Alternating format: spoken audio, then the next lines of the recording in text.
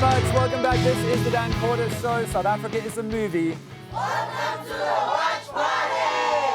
Very good. Now, for at least the last 3 months since July-ish, but certainly in the last month, South Africa has been absolutely addicted to the unfolding, I'm going to say, historic fallout of General Nhlanhla Mkhwenazi's press conference and now the Madlanga Commission and the ad hoc committee. We're seeing basically a police civil war. We talked about it earlier on in the show about how police are arresting police and police commissioners are overseeing the raids of deputy police commissioners and the attempted raids on police ministers. We are learning more and more about phone evidence that connects ANC fixers with corrupt people, alleged drug cartel leaders, funding of ANC events, allies of the president, a nephew by a previous marriage of the president. I've only told you maybe a tenth of everything, and I know you've already forgotten half of the things that I just said, because I just said so many things. But I think ultimately South Africa is realizing that we are in the throes of a mafia state. I've watched the old documentaries about the exposing and taking down in the mafia of the mafia in America. And respectfully, America, you're not a world leader on this one right now, okay? Our mafias are wild, impressive, powerful, influential, and dangerous. And that's why I'm so grateful that a new book called Mafia Land has just been released, written by multi-award-winning star investigative journalist Kyle Cowan, talking about not just one of the mafias, like the drug cartel, but mafias everywhere. Construction mafia, water tank mafia, mafias that we've never even heard of before, but they are there and they are a threat and they are stealing from South Africa. So Kyle Cowan is the right person to talk to, and that's why I'm so thrilled that he's here. Please welcome the one and only Kyle Cowan. How did you know this was the right book to come out in 2025? I didn't. If we had planned it, we probably couldn't have timed it better. But because mostly what happens with our work is we publish these, investigations that takes us months and months to piece together, painstakingly every little detail, and then nothing ever happens, right? People don't read it, or they do read it and they just become despondent or whatever. But I think that's what's so cool about this is that Mkhwenazi standing up, and we can have a long debate about whether he's right about everything or not, but standing up has drawn attention to a massive problem in the country, and that has allowed us to say, oh, hey, we actually know a little bit about this. We can actually get into detail and tell you more. We can tell you, what happened 10 years ago, 15 years ago with this person, that person, and how that fits into what's happening today. Tell me about Mafia Land. It's an enormous remit. You cover so many different types of what we are now calling mafia. But can we start with what a mafia is versus an organized criminal network? Because I think a lot of people are coming to terms with that now. Yeah, so when interests converge, when you have multiple organized criminal networks or syndicates, and they start behaving how we would understand cartel behavior in the private sector, when they start coalescing and working together and literally sitting in dark rooms somewhere, smoking cigars and drinking whiskey, and then divvying up sort of the spoils, saying, you focus on this area, we'll take that area. And then, so that level of organization, so you're already organized because you're obviously all working towards a singular goal, but then you all organize the organization. And that's sort of where we are at. And that's why you'll notice that on the cover it actually says inside South Africa's darkest cartels, because legally we can't really call everyone a mafia. Right. So we had a whole lot of arguments about this, and I said, well, look, you know what? It smells like a mafia, looks like a mafia, walks like a mafia. So let's call them mafias. Let's be frank about it. Let's call a spade and tell people that these people operate in a way that reminds you of those sort of good fellas in their sharp suits that you see in all the American movies. I'm rewatching The Sopranos right now, and I think it is not unrelated with everything happening in South Africa. But the other thing about mafias, famously, is that they try to compromise the state to work with them. So it's not just about many illegal business interests working together, it's about how can we get government, law enforcement to work with us. Some of the reporting, or some of the claims from the ad hoc committee last week, and from the Madlanga Commission from Mkhwenazi was this cartel allegedly controls the Port Authority welcoming goods into the ports in Durban. It controls private security companies so it can get weapons. It controls policing so it can get away with stuff and get blue lights for Kat Matlala. It involves politicians who can influence different members of crime intelligence. It's on and on and on and Anyone that can stand in your way. Any sort of organization or structure that is meant to limit your ability to commit criminal activity can be and will be compromised. Because the thing about an organized criminal network is that it usually starts small. Right. It usually starts in one area and then it expands. And in order to grow and to keep on getting away with it, you have to pay the bribes, compromise people, blackmail them. If they don't want to take the money, that's when they start getting violent. That's when we start seeing people getting shot, getting intimidated physically, getting chased down, as they're driving home, getting chased and followed around. And then you have conversations like what General Mkhunazi was saying. He's like, oh, we listen to all of you. Now, I can tell you statistically and practically that is highly unlikely. There aren't enough people at CI to listen to Parliament alone, never mind most of the country. But key people, maybe. Maybe certain individuals, but our experience in the police is that would always be political, so it would always be related to what's happening within the ANC, for example. Right. So the reality is, Dan, as soon as you try and stop any of this, they will either target you to buy you, to make you part of the organized criminal syndicates, or they will simply kill you. Okay. Is there a problem for mafias where it gets too big?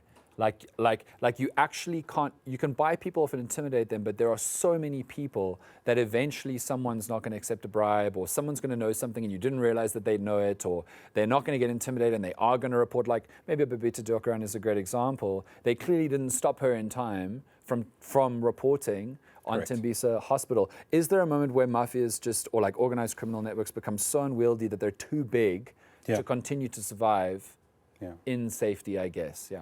Yeah, so totally. And what you'll always see is what we have in common with the downfall of all of these organized criminal networks is not only the size. So size in terms of how much money they're making, but also the brazenness. They usually overstep. They overstep the mark. They make a mistake. They take out the wrong person, or they get involved in the wrong tender. And then there's one guy at Transnet who's like, you know what, I'm not standing for this anymore. I'm going to put a stop to this. And then that's how the entire network comes undone. I mean, it's such a famous story. The Katie Molefe sort of network around that hit squad that had shot Armand Swart, who was working for a company that had blown the whistle to Transnet. They were foiled by like such a series of comedic events. There was a flat tire, and then the security guys caught up with them. They followed the guys back and found the other guys by waiting by the side of the road, and that's how Kat Matlala is in jail today, because of a flat tire. So it's one of those things where if you really look into all the details, it becomes stranger than fiction. But all of these guys become too confident. Look at the Guptas. If you think of the Guptas as a mafia, if you think of state capture as mafia, like a sort of mafia operation, which is exactly what it is, subverting control, blackmailing, paying, their problem was they got too greedy. Yes. They tried to take too much money at the same time, and then even the people who were working with them were like, guys, this is too much. Yeah. We need to stop. We need to pull back. But I mean, like, what you say is so funny about how, like, it's not easy to pull off a mafia. I'm not trying to give them flowers, but guys, it's like, it's tough. Like, you are like trying to break the law, you're trying to steal a lot of money, you're trying to get away with it, you're trying to defeat other criminal organizations that want what you're getting. And then they just, as you say, become too brazen or do dumb stuff. Like, why did Kat Matlala not wipe his WhatsApp? Why did he get caught? Why did he get caught with a cell phone in jail and a cell phone before jail? Why were all these messages with Brian Makhotsi on it? You have to constantly cover yourself. You have to constantly think about where the risks are in your organization. You have to cover and protect your territory. So it's like this constant sort of effort. I always laugh and say that if some of these organized criminals, if they spent as much energy doing work for good, i.e. working for the government or in the private sector, our country would be such a better place, because the level of effort that they put in, the level of ingenuity that they put in is just astounding. And I mean, Matlala thought he was untouchable. Yeah. He was sort of talking to senior cops every day. He had got this 360 million rand tender that got blue lights. He got blue lights. And my colleague Jeff had written about this so extensively. And even after he'd written about implicating Matlala in the looting of Tembisa Hospital, the South African Police Service that was investigating the Tembisa Hospital looting still awarded him a 360 million rand tender. That's sort of once you understand that level of influence and how that works and how those money flows work, then you can completely understand why he wouldn't wipe his phone. Yeah. Because he never, ever expected to be arrested. And to be so far above the law. Wow. Okay. Well, Kyle, I think your book is so cool because it covers a bunch of other mafias, or at least organized cartel networks that are really powerful, really dangerous, and really influential that are not currently in the headlines. So just speaking about Mafia Land, what are some of the other mafias that you investigate in the book? Yeah, so you already mentioned, the construction mafia and the water tanker mafia. And then I look at things like the Krugersdorp mafia, which is around Bosasa, and particularly a liquidator named Clute Murray, who together with his son Thomas were killed in 2023. And I also look at the Chancellor House Mafia, which is an ANC-linked investment company, who I genuinely believe is one of the most insidious sort of organized crime / mafias operating in the country today, because their express purpose is to make money for the ruling party. Right. The same party that has influence over the government that awards tenders. So you can see where that's going. It's like sort of being a referee and a player in the match at the same time. And I don't like anything about them. And the fact that South African law enforcement has obviously done nothing about it. They haven't investigated Chancellor House. They haven't taken any steps. Then there's cigarettes. Cigarettes at this point, the illicit cigarette market in this country is now bigger than the legitimate cigarette market. So Boosted by COVID, if I remember correctly. That's right. When Minister Nkosazana Dlamini Zuma at that point sort of shut down smoking for reasons still known only to herself. Kyle, she said when people saw. Yeah, She was very clear. she has a very clear vendetta and campaign against smoking, which is understandable from a health point of view. But let us have our cigarettes. It's a crazy country. But the consequence of that was this sort of spike in illicit cigarette sales. But we have to say that due to a lack of enforcement, and the illicit cigarette market had been growing, and the reason why enforcement was slowing down was political. It was because Jacob Zuma was trying to protect his empire. And all of that led to this massive sort of growth in the illicit cigarette market. So today, SARS is missing about 14 billion rand every year in revenue from, sort of cigarettes that are smuggled into the country or sort of manufactured in ghost processes. And SARS doesn't know that tobacco is actually being used to make cigarettes, etc. And it's one of those really strange ones where, you think about it, if the South African public just stopped buying cigarettes that were cheaper than 20 rand a pack because it's an illicit cigarette, right? It would probably cut that market down overnight. But because we have so much inequality and problems, a cheaper pack of smokes is sometimes, of course, just the thing you need to end a really tough week. Yeah. Why do you think so many mafias have been able to spawn in so many different industries in South Africa? I understand a broad imaginary of the police are not good at enforcing the law. We've seen the data that the policing has got worse since like 2011-12, and is slowly making a turn now, but got much worse in the decade in and around Jacob Zuma's administration. We also know how corruptible and corrupt political parties, politicians, but specifically ANC ones have been, which has caused a general rot. But why, even in that context, are so many mafias appearing in so many different industries? So you're 100% right. The policing environment is just swamped. Those guys are overwhelmed. I mean, the universal measure of how well a country is doing in terms of crime is the murder rate. Yeah. And South Africa reported just over 27,000 murders, in the previous financial year. That's, between 60 and 70 murders every single day. And then we have a police force that is happy with the resources and the skills that they have if they solve 1 in 10 of those murders. Wow. Whereas in other countries, you're really pushing, it's the ultimate crime. You should be pushing to solve every single murder and trace it back to its logical conclusion.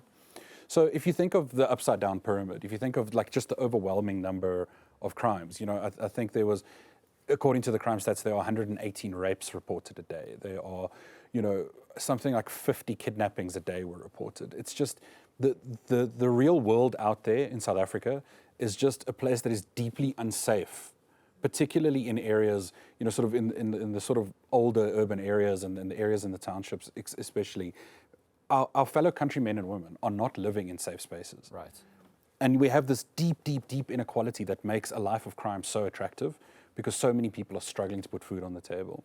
That sort of toxic mixture of the lack of police and the need for resources, the need for bread, and milk at home, that mixture has led to this sudden growth in all of this. And unfortunately, we're at that point in the slide down the hill where it's just going to keep accelerating until we do something super drastic to stop it. One of the mafias that you talk about in your book, which is one that scares people, we all think about it, we struggle to spot it, unless we're watching The Sopranos, and yet we don't know a lot about it, is the construction mafia. Particularly scary in big urban centers, particularly scary in places like Johannesburg, Durban, and in Cape Town especially. How does the construction mafia work, and why has it got to where it's gotten? At the point, by the way, where in Cape Town, was it the housing MMC? Yeah. The DA's Malusi boy is now mixed up in corruption allegations of being involved in those criminal networks and he had to resign, right? Yeah. So the construction mafia, if it's complex now, the actual business model is not super hard to understand. So in South Africa, National Treasury and the procurement laws are set out in such a way to sort of redress problems from the past, because such a large, the majority of our country, the majority of people, majority of South Africans were excluded from participating in the economy, excluded from being able to run businesses, etc. So in 94, 95, the laws were written in such a way as to try and fix that problem in the long run, to say we need to uplift people who have been basically shoved into the corners of the country and just left there, and not really had access to jobs and the economy, etc. So National Treasury has this thing, it's called the Public Finance Management Act. It's what governs, spending by government departments at a national level. Right. And in that there are regulations, and those regulations say, particularly in big infrastructure projects, you must employ at least 25, call it 30% of local content. You must have people, if you're building a road in Mgungundlovu in KZN, people from the villages around where you're building that road must be hired to work there so that they can sort of uplift themselves and make money out of this project that is happening sometimes literally in their front gardens. Right. And part of that is it's very noble, but part of that has been abused by the construction mafia. So they've said, in these projects, we're not going to let you carry on with the work. We're going to physically stop you from building this road or this building or this drain if you don't let us decide who are the people who get to work on the project. Right. And that has led to, hundreds of billions of rands worth of infrastructure projects being effectively, a portion of them effectively being hijacked by people who then learn no skills, who don't actually get people from the local community to work on the project, to get their own thugs in so that they can keep control of the work site. Right. And then that has escalated to them now getting subcontractors involved, companies involved, getting percentages of the actual contracts. And in some cases, we're talking about millions and millions of rands every month are being paid to these companies or individuals without them ever actually being on the construction site. Or working, or like learning anything. Because the other part of that law is like, it's a skills transfer thing. So if you can teach more people how to build a building or how to build a sewer or a road, then more people will have the opportunity to open a small business for themselves. And by doing that, by making those demands and threatening people with AK-47s and knobkiris and machetes, chasing them away from the building site, they have managed to secure a massive slice of the pie. Wild. Okay, so the question that every single journalist is asked over and over again these days, Kyle Cowan, have we hit rock bottom? In that, not as in, can it get worse? Obviously, crime and criminal networks can get worse. Do you think that we've hit a point now where the country is for turning, the bus is for turning now, that out of Madlanga and the ad hoc committee, things will now start to get better? It's an interesting question. I think the one thing about General Mkhwanazi that has really surprised me is how he's captured the public imagination.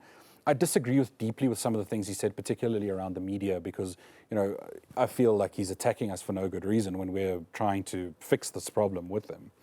And he's come out and sort of said some very dictatorial things that I don't think we should have in a democracy. I don't think we should have those kind of attitudes. But he has certainly captured the public imagination. He is a hero to very many people for speaking out, for shining a light on this. And I think that it feels different this time. We've had whistleblowers in the past. We've had people come up and say, this is a problem in the police, et cetera, et cetera. But it does feel different this time. But the cynic in me sort of wonders, how is it that Cyril Ramaphosa, who famously is slow to do anything, decided so quickly that Senzo Mkhunu must go? Right. Is that political? Is there real evidence? And now with these raids last week, if you look at the arrest warrants, it's almost as if they're trying to find evidence to prove what they've already accused people of. Yeah. So I don't know, like maybe it's because I've seen this movie a few times, particularly with the police, that I'm waiting for the other shoe to drop. I'm waiting for the other side to come out with their version of the story to say, well, actually, you know, the general said X, Y, and Z, but this is actually the reality from our point of view. So I would urge people, yes, Mkhwanazi must be applauded. He's doing a good thing. He's shining a light on a very serious problem, because if we can't fix the cops, we can't fix any of these other problems.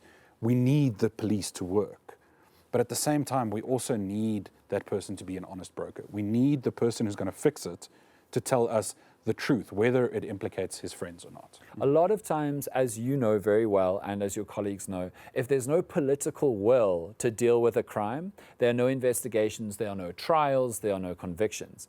But if the ANC now, and all the polling suggests that they are about to lose power, dramatically though, not just like, oh, we only got 40 with Cyril, like dramatically lose votes because they are so tainted by crime and failed service delivery. The ANC, with all this evidence in the public now, or may feel like they have to do something that they've never done before. They have to pursue people. They have to put people in jail. They have to kick out the rod. I heard you make that noise. I know you don't think it's going to happen.